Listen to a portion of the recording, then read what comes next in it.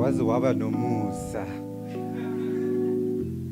Those were the words when you were growing up in the nice dusty streets of Bulawayo, the city of kings and queens. Dusty streets. And then there you were, your mother there, right there, waiting to hear the beautiful words of what their young son had done to the neighbors. But for my mother, it took a long while before she heard those words. You don't want to know what she heard. But with mischief came times where you needed to make up for it.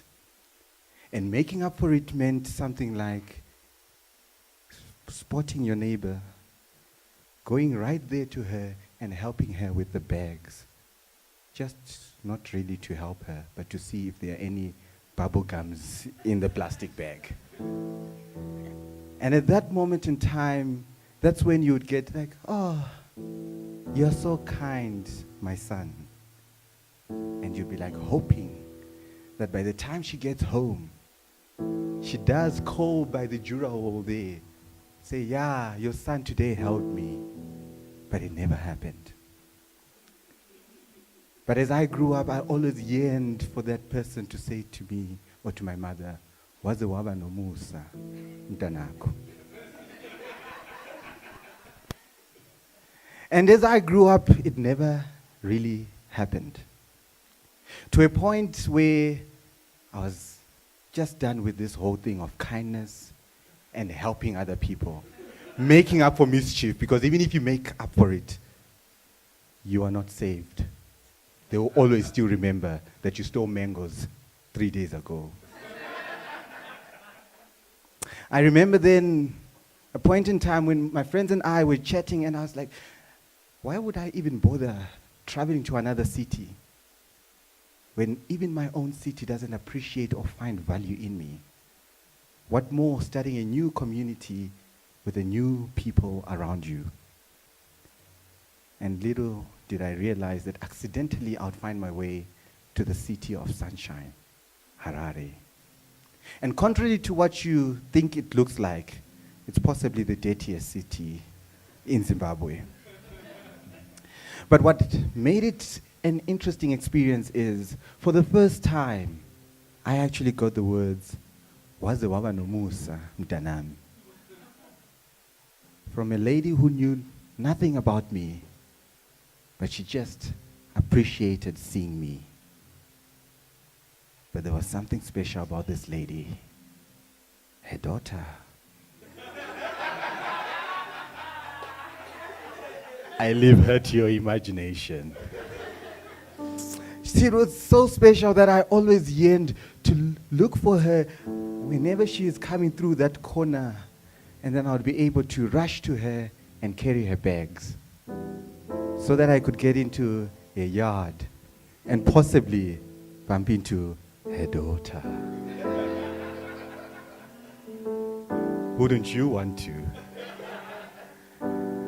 And every time I did this, the daughter was locked in the bedroom, apparently doing some homework. No matter what time of the day it was, I never got the opportunity to meet her.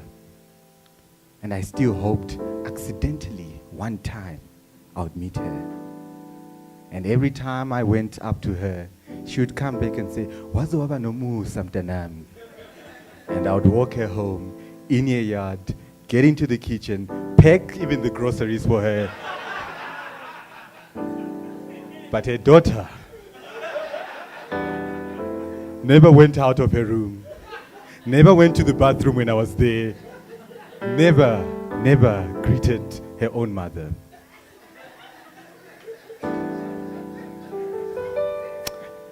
That's what my friends would do to me. They would laugh at me like you just did. And accidentally I found myself in South Africa. And when I found myself in South Africa, it was good timing, because a few days before then, the daughter had come out of the room. The daughter was in the streets, but the daughter was kissing another guy. So what better way to get over their daughter by coming to South Africa? Although with my fears for South Africa, they were, you're hearing stories about what's happening in South Africa and how you could be in danger. And then it becomes real when you're in South Africa. But sometimes you forget about it, because when you cross the Bait Bridge from a city of darkness, and then there are lights from just by the border, even in the darkest forests, there are still lights. And then you're like, yeah, egoli. I remember now my dad has been promoted to general manager, and they've transferred him from Bulawayo to Egoli. And we're living in Centurion. My dad would call and tell us that yes, there are stories about what's happening there and there and there, but nothing like that is happening in Centurion. And it would make me feel a little bit calmer.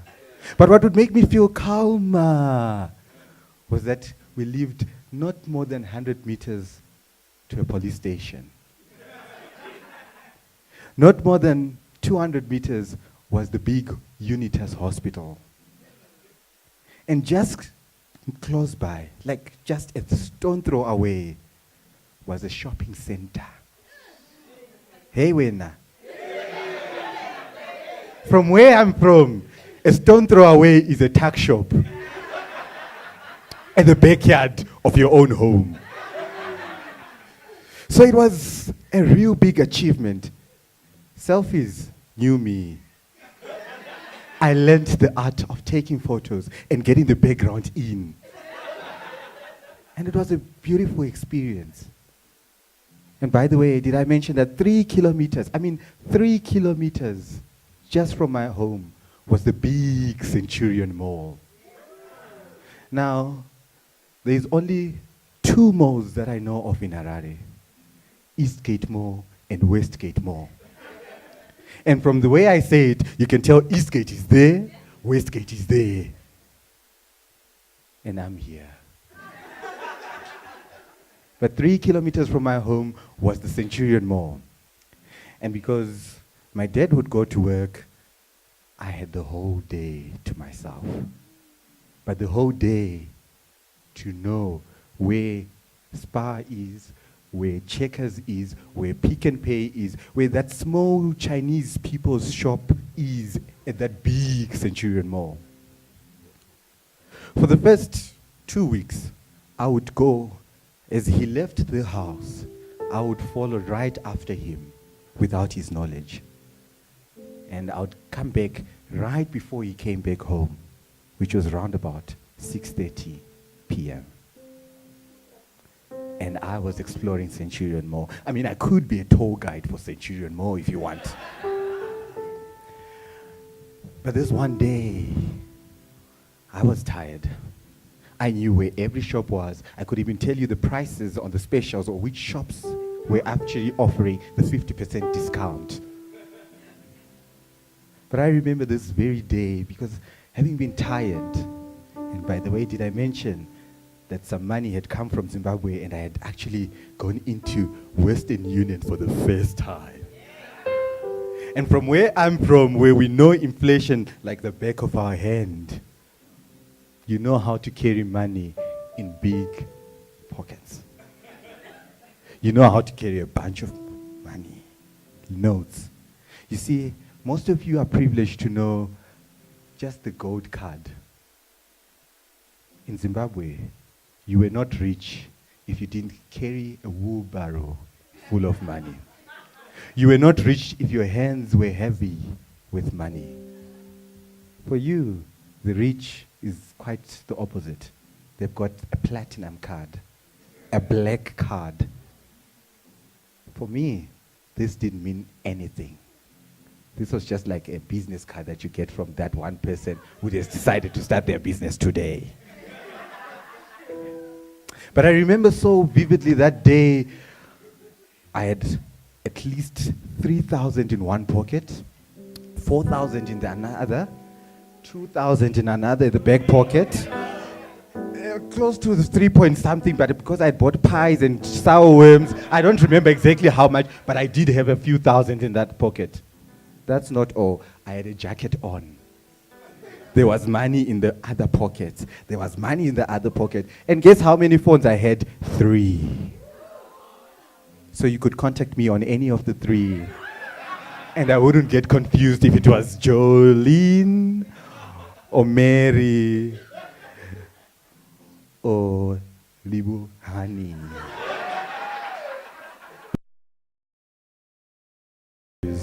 But I remember so vividly that time as I was just about to get to my house. There's a 10 off. You know the 10 off where there are robots and then the police station is just across.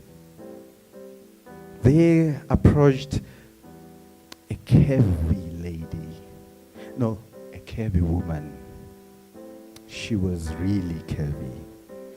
She had bowed hair, red lipstick, a nice red jacket, cleavage. I won't describe it. And she was carrying heavy bags. So you can imagine what she looked like on the upper body. And then you can imagine what came to my mind.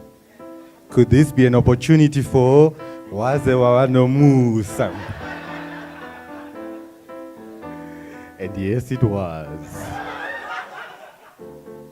I remember approaching her, and it's just as I approached her, she looked at me.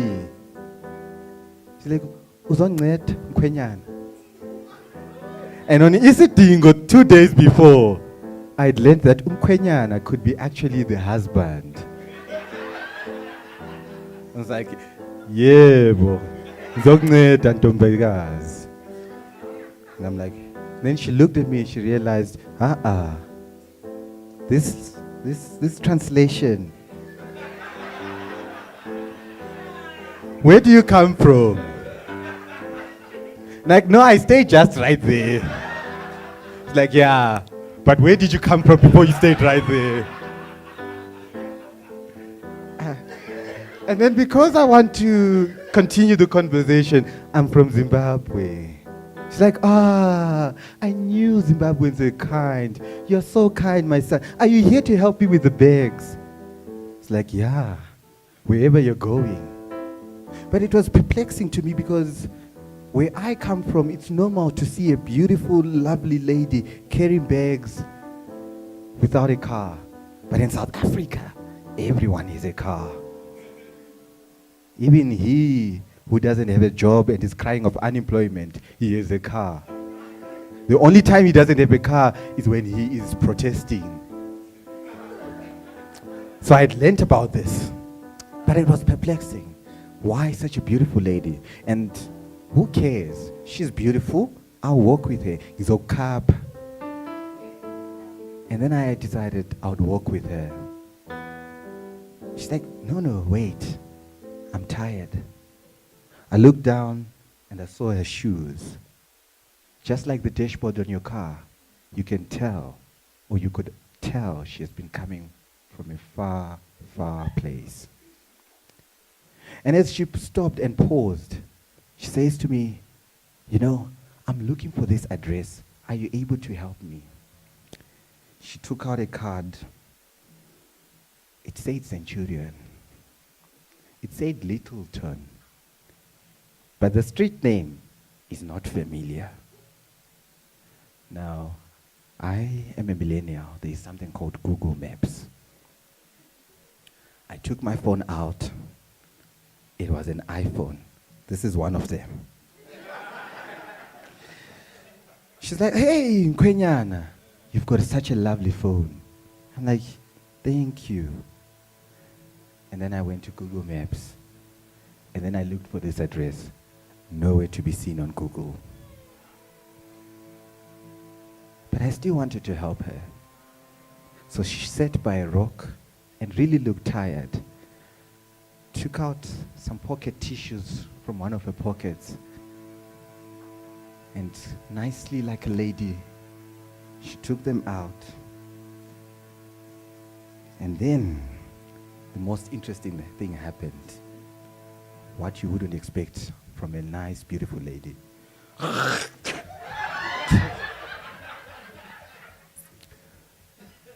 Yeah.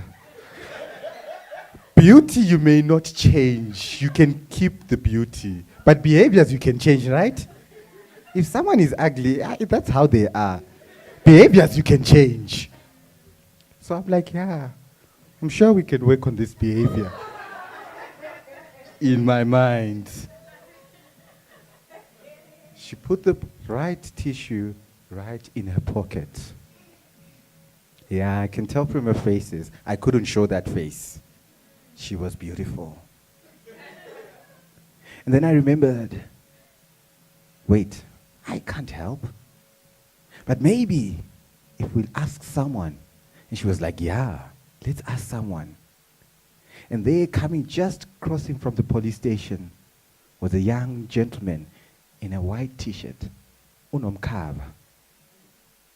But she looked stressed. You could just be worried that just maybe he might just be hit by a car. But maybe he could be the right person to help us.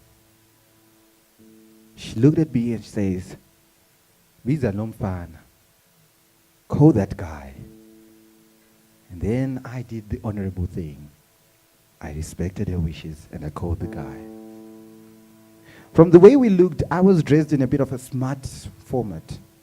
I could match with her. But this guy, he's got too many worries. He can't be competition. So I was comfortable calling that guy. When I called him, she spoke to him. It's like, I'm looking for this place. Can you help me? The gentleman's like, I don't know this place. I've got issues of my own. Please don't start. At that moment, I thought, okay, how do I help this lady? And there was no way to help. Then she says, no. If you help me, I can also help you too. I can see you're coming from the police station. There's an issue that is lingering over you. It's like, yeah, who goes to a police station with no issues? Says, no. I can help you. You see, I know what you're going through. If you go and stand there, I'll be able to assist you. Please, stay with me a little longer. My father is a Sangoma. And the reason I have to go to this place is simply because this person paid my father money he was not supposed to be paid for helping him. And I need to take that money back. You have to help me, or else my father will die tomorrow. And then it got scary. Wazobaba nomusa kept ringing in my head because I really wanted to help now. How many opportunities do you get to save a life, to be the hero? So I stood by her, and when we thought about it, and as that guy came back, he asked her, did you figure out what my problem was? Said, yes. You had an accident 3 days ago. You hit a pregnant woman, and that woman is suing you. I can help you. This guy looked perplexed, shocked, and wondering, how did this happen? Without any time, he was sold. And there they were having a conversation. And so was I, now interested in this conversation. And she says to me, Lawefoot, I can help you. Who do you stay with? My father. Where is your mother? In Zimbabwe. Yeah, there's a reason why they're separated. And I can help you before it gets worse. If I go by the traffic lights there, in 10 seconds or in a minute, I'll be back. And she did go to the traffic lights. And as I stayed, I had a conversation with this gentleman in the white t-shirt. And the conversation was like, so, uvela kuphi wena? No, I'm from Zimbabwe. Oh, how did you meet this lady? No, this is how we met. Oh, okay. So who do you stay with? My mother. Oh, okay. And I told her the whole story about where I'm coming from. We're having a conversation, Moss. Then she came back. When she came back, she says, you are living here. Your mother is in Zimbabwe. Your father is a general manager. You've got siblings, and the story goes on. But I want to help you. Remove all your phones, all your money, and put it in this plate. Go and pick up 3 stones, and I'll show you why your relationship with your father and mother is about to fail, and how you can save it. Emotions. I took out my one phone. I took out my other phone. I took out all the money I had in the other pocket. And then for a minute I paused and asked myself, do I really want to show this person how much money I have? Maybe not. But no. What if this could save my parents' relationship? I don't want them to be a statistic of the divorce rate. So I took out from the other back pocket and I gave it in her hands. In the blink of an eye, I grabbed that whole pack bag and ran home. Yes, I ran back home. But I still wonder today if maybe I could have learned something from that lady. Or just maybe, that beautiful, curvaceous lady was desperate to get supper for her children. Just maybe she was the breadwinner of her Bazugulus. Just maybe I could have helped her. Or just maybe, after all that, I could have said, waze waba nobusa, mkhwenyana. It's still a story unknown.